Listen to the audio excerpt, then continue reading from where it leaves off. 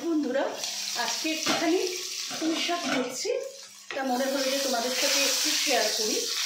দেখো, আমি প্রথমে চিংড়ি মাছটা ভেজে তুলে নিয়েছি, সেটা তোমাদের আমি পরে দেখাচ্ছি। আমি প্রথমে যেটা করবো এবারে, দেখো আমি একটু 5 ফোড়ন, এই এতটা মতো 5 ফোড়ন আমি এখানে দিয়ে দিচ্ছি। আচ্ছা দেখো, তারপরে এই যে চিংড়ি মাছটা আমি কিন্তু এখানে এই যে ভেজে কিন্তু আগে থেকে তুলে রেখেছি। তো এই পুঁই শাক তো বিভিন্ন জনই বিভিন্ন রকম করে করো, আমি যেভাবে করি একটু মনে হলো যে তোমাদের সাথে শেয়ার করি।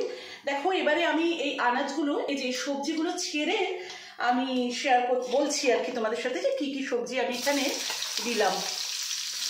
দেখো, যেহেতু ওই বারে বারে তোমাদের একই কথা পুনরাবৃত্তি করি, মাছ খাওয়ার আমার বাড়িতে খুব একটা মেম্বার কেউ নেই, তো সেই কারণে আমি কিন্তু খুব একটা সবজি দিয়ে বাড়াবো না।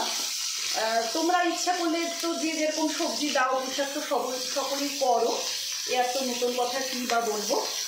তো আমি দেখো যে সবজিগুলো ইউজ করেছি সেগুলো একটু তোমাদের সাথে শেয়ার করে দিচ্ছি। এর মধ্যে আছে তোমার একটু কুমড়ো, একটু বেগুন, একটু পটল, আর গাটি কচু বা কচুমুখি যেটা বলে সেইটা। এই হচ্ছে আমি মূলত ইনগ্রেডিয়েন্টস দিয়েছি। আর একটা ছোট্ট, মানে একদম ছোট্ট একটা আলু দিয়েছি, একটু কাঁচা লঙ্কা দিয়েছি, দিয়ে আমি কিন্তু এগুলোকে ভাজতে বসালাম।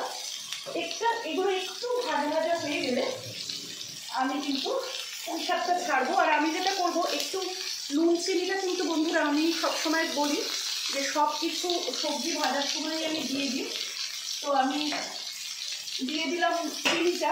এবারে যেটা আমি করবো, আমি কিন্তু নুনটাও একটু দিয়ে দেবো। হ্যাঁ, আর শাক তো বেশি নুন হয়ে গেলে ভালো লাগবে না, এই এতটা পরিমাণে নুন আমি দিলাম, পরে আবার দেখে দেওয়া যাবে। এটা একটু মধ্যে দিই। এরপরে আমি বন্ধুরা যেটা করব, একটুখানি তেজপাতা দেব। তেজপাতাটা আমার দেওয়া হয়নি, একটু কিন্তু এই পুঁই শাকের চচ্চড়িগুলোতে বা পুঁই শাক চিংড়ি মাথা বলছি, পুঁই শাকের মানে মাথা দিয়ে, মাছের মাথা দিয়ে চিংড়ি, বা এই তোমার চিংড়ি মাছ দিয়ে পুঁই শাক বা মাছের মাথা দিয়ে পুঁই শাক, এগুলোতে একটু তেজপাতাটা কিন্তু ভালো যায়। এটা একেবারেই আমার ব্যক্তিগত ওপিনিয়ন, তোমরা যেরকমভাবে করো সেরকমভাবেই করবে। আমি একটু করছি বাড়ির জন্য, ওটা মনে হলো যে একটু তোমাদের সাথে শেয়ার করি। এটা একটু ভাজা ভাজা হলে কিন্তু বন্ধুরা আমি এই দেখো এখানে আমার এই যে পুঁই শাক একটু বড় বড় করে, এই যে আশা করি দেখতে পাচ্ছ কাটা আছে, এটা কিন্তু আমি দিয়ে দেবো। আর প্রসঙ্গত উল্লেখযোগ্য বন্ধুরা, যে যার যেরকমভাবে যে বাড়িতে করো সেইভাবেই সে করতে পারো, আমি ঠিক যেভাবে করি সেটাই একটু তোমাদের সাথে শেয়ার করতে চেষ্টা করছি। দেখো বন্ধুরা, আমার কিন্তু ইতিমধ্যে আশা করি তোমরা দেখতে পাচ্ছ, আমার কিন্তু ওই শাক, আমি এর মধ্যে ইতিমধ্যে শাক দিয়ে দিয়েছি, চিংড়ি মাছ যেগুলো ভেজে রেখেছিলাম সেগুলোও দিয়ে দিয়েছি। আর দেখো আমার বেশ, এই যে তোমরা দেখতে পাচ্ছ, এই যে বেশ মজে গেল কিন্তু নাড়তে নাড়তে। হ্যাঁ, আর ইতিমধ্যে আমি যেটা করেছি, আমি কড়াটা একটু চেঞ্জ করেছি, ওই কড়াটাই আমার একদম ওপর হয়ে যাচ্ছিল, সেই জন্য আমি কিন্তু একটু কড়াটা চেঞ্জ করে দিয়েছি এর মধ্যে। আর তোমরা তো আনাজগুলো ভাজা অবস্থায় দেখলে আমি শাকটা দিয়ে ওর ভেতরেই চিংড়ি মাছটা দিয়ে এবার দেখো নাড়াচাড়া করছি, বেশ মজে গেছে, শাক থেকেই অনেকটা পরিমাণে জল বেরিয়েছে। এর মধ্যে এবারে আমি যেটা করব, আমি যে মশলাটা দেবো সেটা একটু তোমাদের সাথে শেয়ার করি।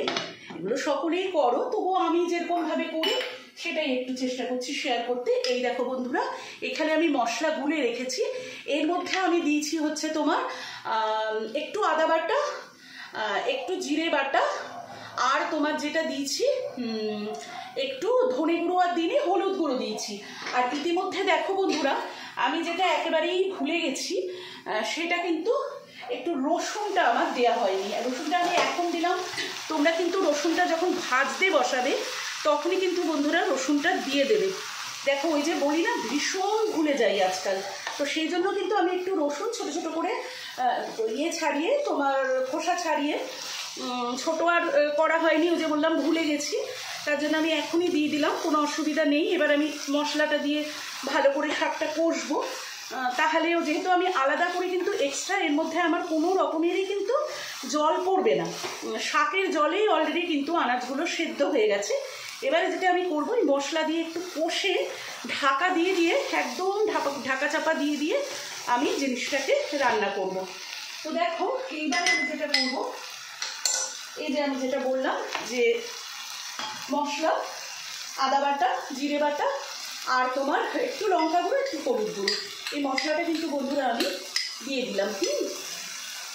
এবার দেখো এই মশলাটা দিয়ে নাড়াচাড়া করে আমি সামান্য একদম মানে না দেওয়ার মতোই জল দিয়ে একদম ঢাকা চাপা দিয়ে দেব, দিয়ে একদম গামাখা করে কিন্তু আমি নামিয়ে নেব আজকে আমার চিংড়ি মাছ দিয়ে পুঁই শাকের চচ্চড়ি। যেহেতু আমি রসুনটা পরে দিয়েছি, ভুলে গেছি আজকে, তো সেই জন্য রসুনটা একটু এর সাথে মানে আমাকে সেদ্ধ হওয়ার সময় দিতে হবে।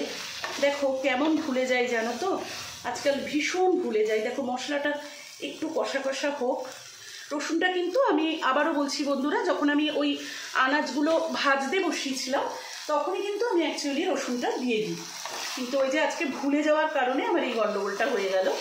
যাই হোক, আমারই তো বন্ধুরা, আশা করি নিজ গুণে এই ব্যাপারটাকে একটু মানে মানিয়ে নেবে আর কি বলবো। এই দেখো রসুনগুলো আগে না দিলে কি হয়, মিশতে চায় না, বুঝছো তো।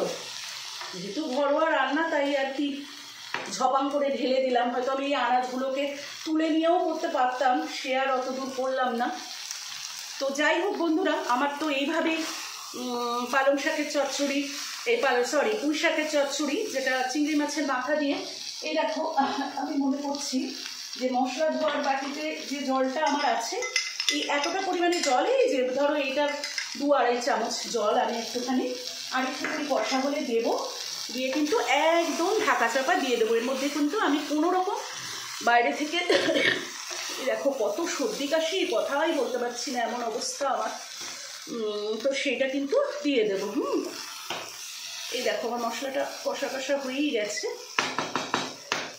আর নুন চিনি তো তোমাদের যেমনটা বললাম আগেই দিয়ে দিয়েছি।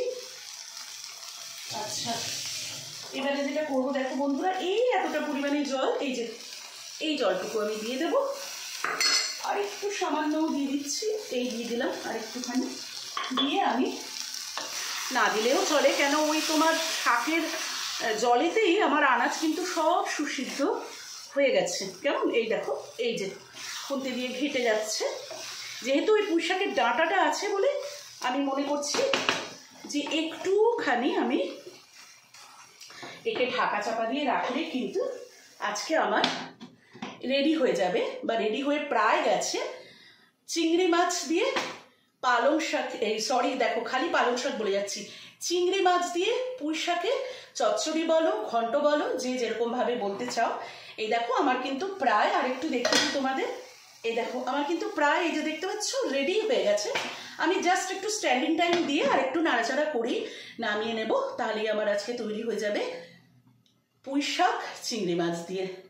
তো ঠিক আছে বন্ধুরা, ভিডিওটা আর লং করব না, রান্নার ভিডিও এমনি বকবক করতে করতে একটু বেশি আমি তোমাদের সাথে বকবক করে ফেলি। তো চলো, যে যেখানে আছো খুব ভালো থেকো, টাটা বাই।